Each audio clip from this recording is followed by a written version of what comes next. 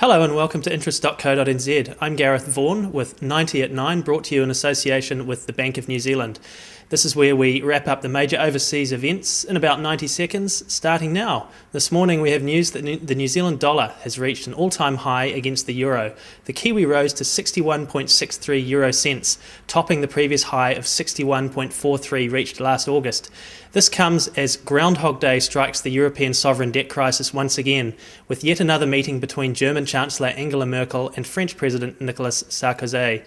This time, the two warned Greece it would get no more bailout money until it agrees with creditor banks on a bond swap, and also they want an early deal to avoid a potential default in the Eurozone's most debt-stricken country.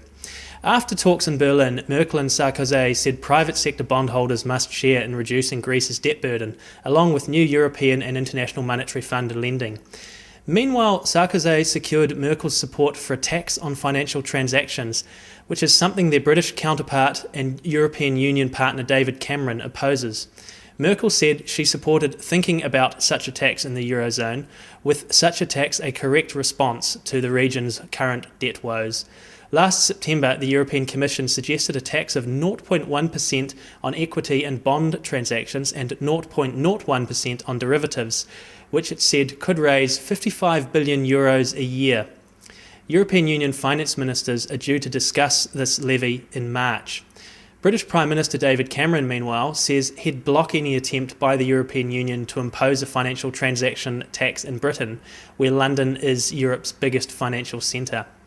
Back here in New Zealand, Ports of Auckland's management and the Maritime Union are set to begin a fresh round of mediation on Thursday, with Ports boss Tony Gibson saying he's prepared to replace 330 union jobs with private contractors to get a more flexible workforce. The union began another 48-hour strike at 11 p.m. last night, making it the fifth disruption at the port since November.